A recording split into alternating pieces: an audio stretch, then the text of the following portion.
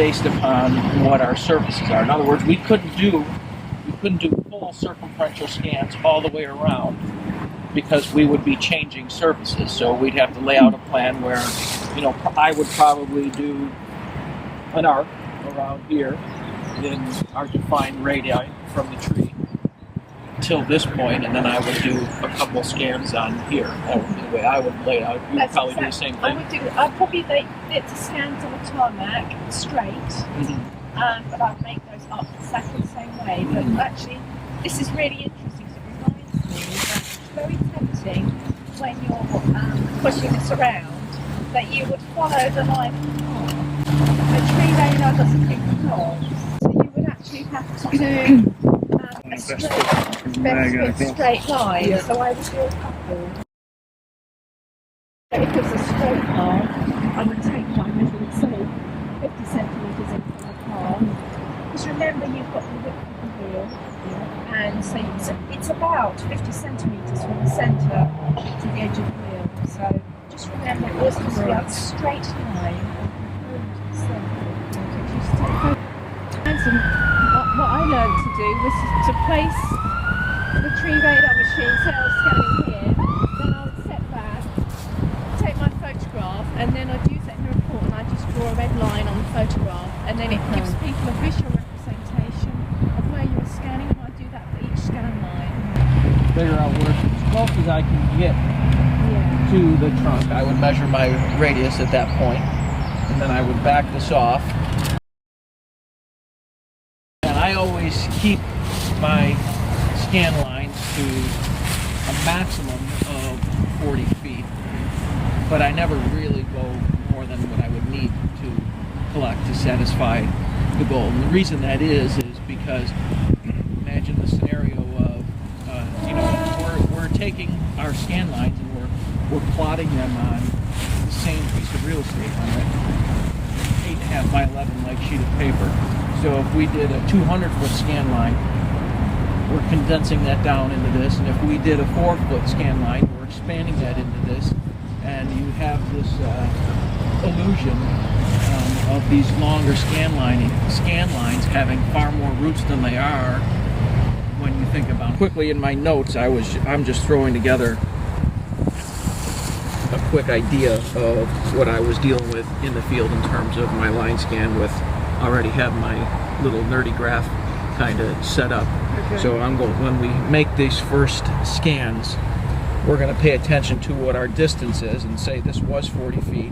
Back in the office, I need to make sure that I have my X and Y values sufficiently larger than 40 feet. So when we plot this out, it doesn't fall off in any direction. Most importantly, it doesn't fall off in the Y direction. Our depth is what we're looking at now, so we're going to set what we want our depth to be.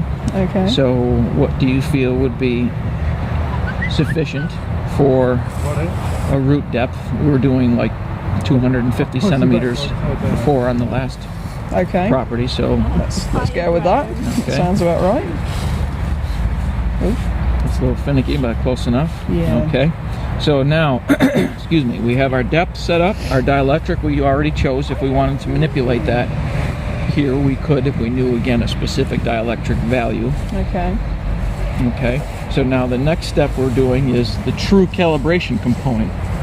Because right now we're not really calibrated anything. We haven't set what our gain profiles are, and that's the scenario we were talking about before of how it takes and doesn't over-exaggerate something that is too close and under-exaggerate, for lack of a better word, something that is too far or further into the depth. So what we're going to do now is hit that set button.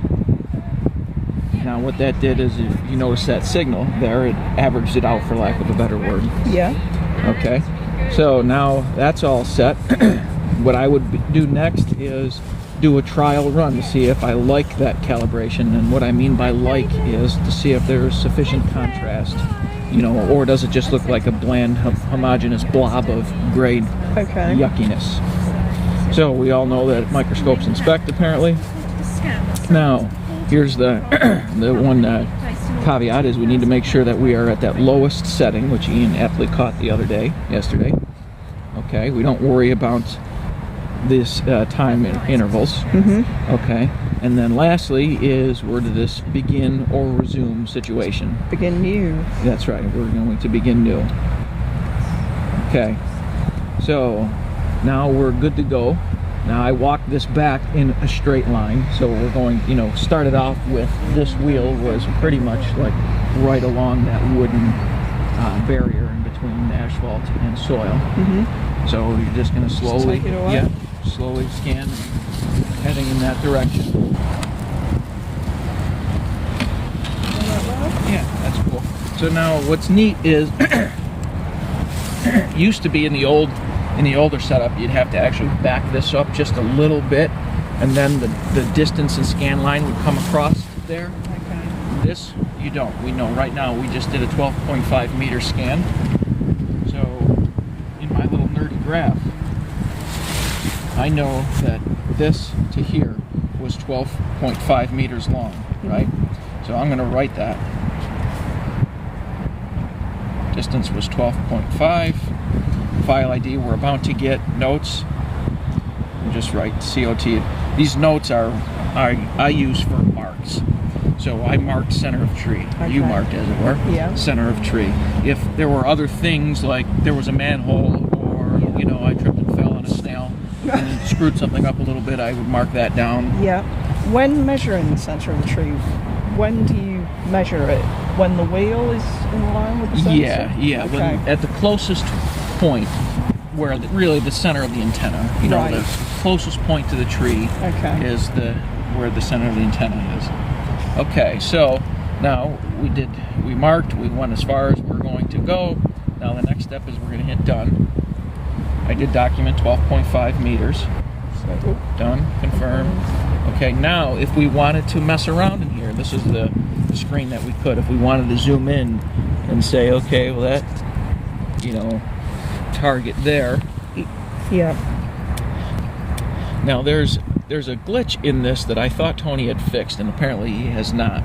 But if you look, this target, that root target, occurred 1.26 meters into our scan line. The depth, however, is not 67 centimeters.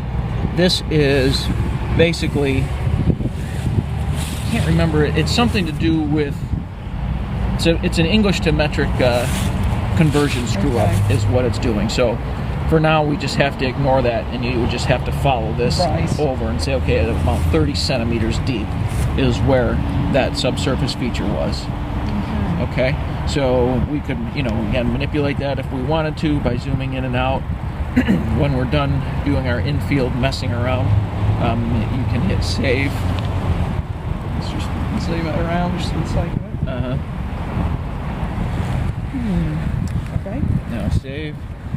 Exit. Yep, you can exit, and that was 4.1, right? Yep. So that jives, because now it's telling us on the same site, the next file we would be collecting would be 4.2. Yep. Or if we were going to create a new folder, it would be folder number 5.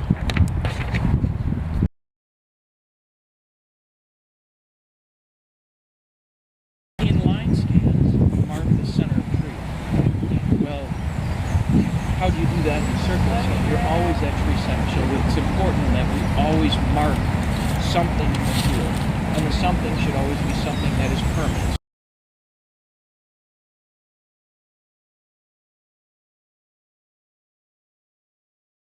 So we just did trunk H, cart or no cart. Right. No cart. And what we are going to do is tree trunk wood. This is the very scenario where I was talking about before, where it would be just fantastic to truly know what the dielectric was from one species to the next, because I would be willing to bet my rather modest salary that this willow is more like a dielectric of 25 than it is of 10. It's going to be very wet, and say Fraxinus would be more like 10 compared to willow. But totally speculative, but just looking at trees that I've removed and compared what I actual versus predicted and started tweaking with dielectric values, I found them to be widely variable. Okay, so tree trunk 10, okay, now we're ready to go, little squiggly line. So what we're going to do now, though, is we're going to set our range equals the diameter, not the radius. Right. So that's what our DBH was here, 920. Okay, so 92. 92. Sorry, Okay. 92.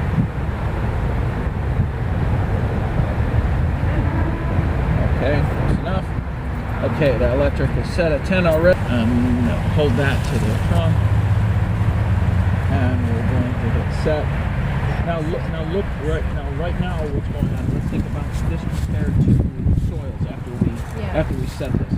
Okay, so we're pretty much brain dead deeper in. Now we're going to hit set, and we have one gain point. This basically just took this and made a linear line, a linear flat line, as opposed to before we had, it was a linear line, but we had multiple gain points because we were looking into multiple depths. Now this is just one gain point.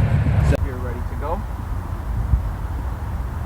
I'm looking and saying, yep, you're good, you're collecting data. Yep, you can just pop her up. There you go. That's good. Now I would, pop it right back down. Go ahead and scan down.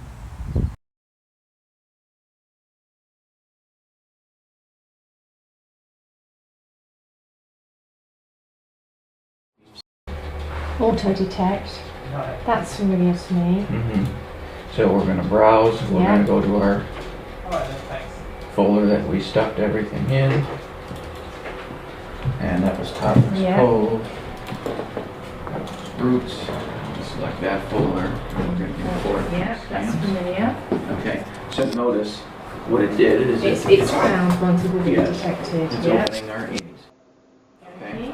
So this set ignore zone process we've pretty much done. Oh, I understand Already. that. So it's showing you straight away. You would see, say, large reflections.